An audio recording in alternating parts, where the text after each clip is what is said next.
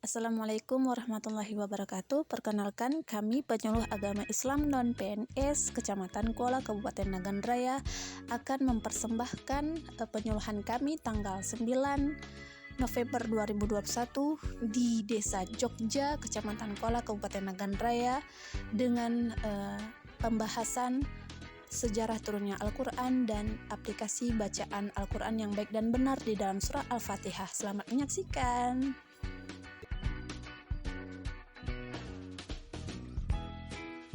Ternyata Al-Quran itu yang turunnya membacanya itu bukan asal-asalan. Kalau ibu membacanya dengan asal-asalan, maka di awal saya mengatakan bahwa membaca salah tidak seperti yang diturunkan oleh Allah, seperti yang Allah lafalkan kepada malaikat Jibril, seperti yang Rasulullah SAW terima dari malaikat Jibril, disampaikan kepada para sahabat, tidak munazal, maka hukumnya haram. Kebayang nggak ibu salat benar nggak? Salat benar nggak? Salat mengerjakan benar nggak? Benar, mengerjakan pekerjaan yang benar. Tapi melakukan perbuatan haram di dalamnya. Kebayang nggak? Kebayang nggak? Berapa tahun ibu salat? Berapa ribu kali mengerjakan salat dan berapa ribu kali membaca Fatihah. Ini satu nih. Siratal ladzina an'amta 'alaihim ghairil maghdubi 'alaihim waladdallin. Siapa bisa baca benar di situ? Kita tes dulu. Ibu silakan. Siapa namanya? Tidak bisa. Oh. Terus kalau nggak bisa nanti sama aja, saya mendengar. Bismillah. Satu ayatnya boleh. Boleh apa? Ya di Al-Fatihahnya surat al-Ladiyah jauh. Bismillahirrahmanirrahim. Siratal ladzina an'amta 'alaihim ghairil maghdubi 'alaihim waladdallin.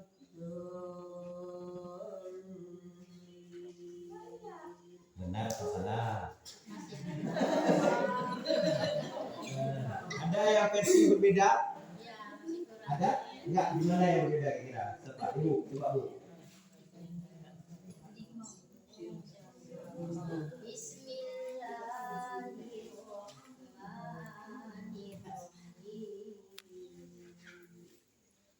Siratal ladzina an'amta 'alaihim ghairil maghdubi 'alaihim waladdallin.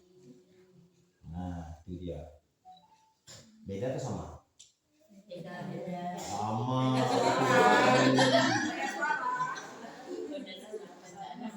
Sama. Gimana bedanya? Cuma makharij huruf. Tapi ada yang saya katakan di situ, tempat-tempat paling berbahaya, sedangkan itu adalah bagian dari setiap rakaat yang ibu baca setiap dalam sholat. Kebayang nggak? La salata illa bi qiraatil Fatihah. Tidak ada salat seseorang itu tanpa membaca Fatihah. Dan membaca Fatihah yang benar itu harus musalsal, bersanad. Di mana sanadnya? Coba. Jadi waktu sanad gini, jalan. Ini sanad.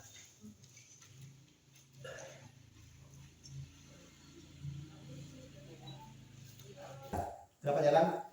Ternyata Allah sumber utama kan? Terus turun pada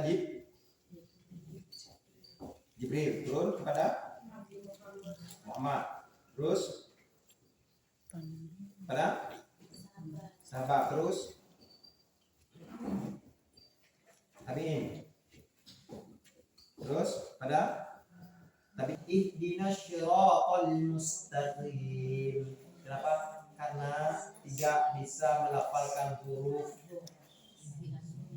sad. Ihdinas sirat, sadnya susah. Ada orang baru susah ngomongnya untuk sad. Ya. Dibolehkan namanya qiraah. Cara baca. Qiraah. Nah, dari Jibril, dari Allah ke Jibril, dari Jibril ke Muhammad, ini Muhammad sallallahu alaihi wasallam setiap 17 Ramadan selama turun Al-Qur'an 23 tahun lamanya, 11 tahun. 13 tahun ada di Mekah, 11 tahun ada di Madinah. 13 tahun ini nggak penuh. 12 tahun sekian. Maka dibulatkan, nanti ini dibulatkan. Jadi ketika ini dibulatkan masuk di sini 10 tahun. Sebenarnya di sini 10 tahun lebih sedikit, di sini 12 tahun lebih sedikit. Maka apa yang diajarkan? Mekah. Al-Quran yang turun di Mekah disebut dengan Makkiyah. Al-Quran yang turun di Madinah disebut dengan Madaniyah. Mana tandanya? Ayat yang turun di Mekah bicara tentang tauhid, maka tauhid itu lebih lama kita bisa baru paham. Ternyata orang Arab pun diajarkan oleh Rasulullah itu selama 12 tahun atau 13 tahun menyangkut tauhid di Mekah. Baru setelahnya diajarkan tentang negara, tentang kehidupan bersosial. Di mana? Di Madinah. Dan turunnya Al-Quran ini yang ketika di Mekah dan di Madinah ini, cara membacanya saya mendengar ini Rasulullah ini belajarnya dari Jibril kan, setiap 17 Ramadan. Bertahanus setiap 17 Ramadan pasti memperdengarkan kepada Jibril. Namanya tahmul wal ada. Bingung nggak apa-apa. Bertemu, ya benarnya. Belajar seperti ini. Jadi kalau belajar sendiri di YouTube namanya sesak gurunya setan. Nah, itu yang dipraktekkan oleh Rasulullah. Maka penting ada yang bersyukurlah ada ibu-ibu menyuruh. Dah satu. Kemudian Al-Quran yang turun kepada malaikat Jibril sampaikan kepada Muhammad, disampaikan kepada sahabat. Sahabat klarifikasi melakukan hal yang sama. Ya Rasulullah dengarkan ayat ini. Setelah diajarkan, saya menerimanya dari Umar. Kenapa? Umar yang mendengarkan langsung dari Rasulullah. Kemudian sahabat yang tidak hadir memperdengarkan kepada Rasulullah. Ya Rasulullah, apakah ayat ini benar seperti ini? Maka diperdengarkan. Begitu diperdengarkan, benar kata Rasulullah. Cara baca itulah yang disebut dengan sanad. Sampai cara membacanya kepada kita yaitu contoh. Contohnya mana? Iyyaka na'budu wa iyyaka nasta'in. Ihdinas siratal mustaqim. Kalau ada yang berhenti di situ, ada lampu kecil seperti ini. Bu, penulisannya Al-Quran yang ada sekarang di tangan ibu ditulis pada masa Utsman. Utsman ini khalifah yang ketiga. Abu Bakar, Umar, Utsman 13 tahun. Abu Bakar 4 tahun, Umar 3 tahun, Utsman 11 tahun. Baru dilanjutkan dengan Ali sampai tonggaknya di tahun 40 Hijriah. Nggak lama masa khalifah itu nggak lama. Nah masa inilah karena susahnya masuk keluar Al-Quran itu dituliskan, dibukukan secara berserak. Dibuatlah tim di sini. Utsman membuat tim yang diketuai oleh Zaid bin Thabit. Menulis, disebutlah dengan mushaf. Utsmani. Kenapa Utsmani? Karena masa Utsman. Tuh. Dan dituliskan mushaf berbentuklah seperti itu sekarang. Cuman belum ada tanda apa? 300 tahun setelahnya baru dibuat oleh Abul Aswad Ad-Duali. Ad-Wali itu yang menulis, memberikan tanda baca pada Al-Quran. Barulah kita bisa baca Al-Quran. Tetapi tinggal cara bacanya. Di mana? Cara baca. Termasuk ketika membaca Siratal ladzina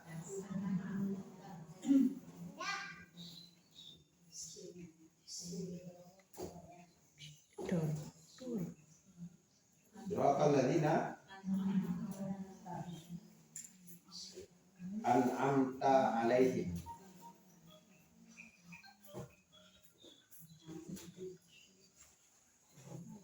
Ini ada lam kecil di sini yang akan mengatakan bahwa ternyata hukum mat tajwidnya hukum waqaf berhenti.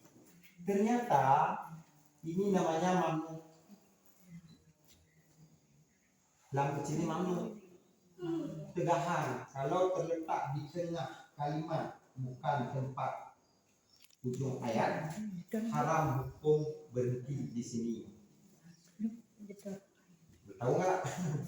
Awal masalahnya bahwa siratal ladzina an'amta alaihim nggak boleh berhenti. Nanti saya kasih tahu siapa yang bilang seperti itu.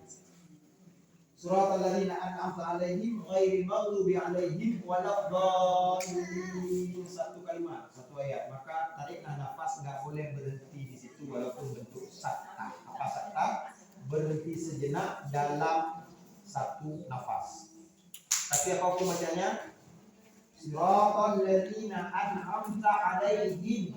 Itu apa? Mim mati mim panjang ghair?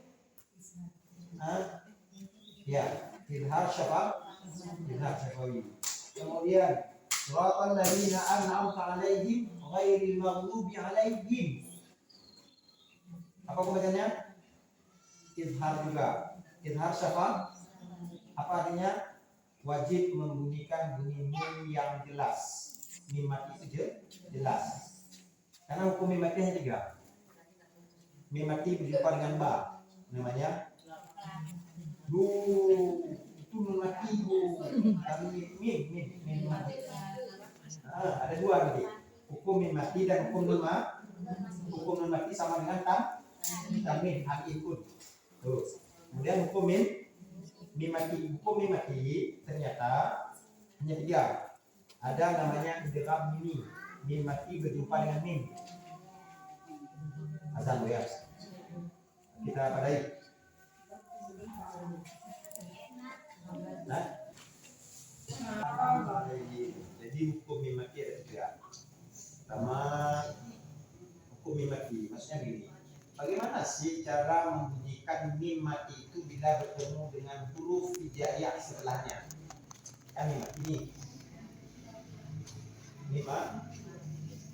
Setelah mim mati ini disambut oleh huruf ba misal. Apa hukum? Bagaimana cara membunyikan bunyi mim mati ini? Dibagi. Ini kan setelah huruf mim mati ini kan ada 29 huruf kan? Namanya huruf hijaiyah. Nah, kalau ketemu dengan huruf ba bagaimana? Kalau ketemu dengan huruf mim itu bagaimana? Terus, kalau ketemunya selain daripada ba dan mim, berarti ada berapa huruf? 29 atau 28 kurang 2 berapa? 26 atau 27. Ketika ketemu 27 huruf setelahnya, ini gimana cara bacanya? Selain pada mim dan mulai dari alif sampai dengan ya. Selain daripada mim dan ba. Ayo gimana cara bacanya? Disebutlah ketika mim mati berjumpa dengan ba maka menjadi ikhfa syafawi. Ikhfa.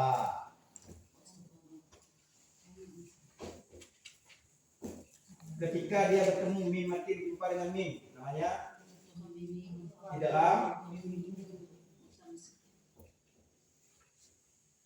akan mutamatsilain semisal. Ya. Kemudian ketika selain daripada mim dan ba, maka menjadi Apa Bu? Idhar. Siapa? Siapa lagi? Lalu ikhfa itu apa? Sama-sama. Idgham masuk. Mimi semisal sama. Tapi kalau mim mana huruf mim? Di mana huruf mim? Mana? Apa beda mim dengan ba? Itu namanya huruf. Tempat huruf itu nggak banyak, ada 5. Saya putar dulu. Pokoknya putar untuk harus ingat. Nggak apa, ingat sebanyak mungkin. Lupakan sebanyak-banyak mungkin. Tempat keluar huruf nggak banyak. Pertama halak di sini, dari sini sampai sini ini halak. Kemudian dapat di huruf lidah. Ada rongga mulut.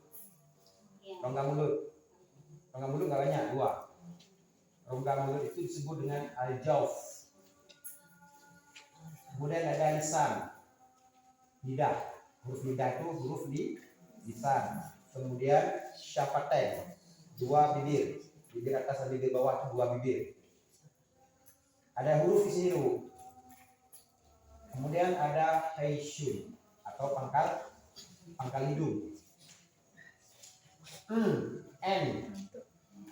Tapi dia ketemu nanti. Dan huruf itu bersifat ada yang tertahan nafas kita. Ditahan dulu baru keluar hurufnya. Mana contoh? Hamzah. Nafasnya tarik ke dalam. Ada yang lalu sin, persis.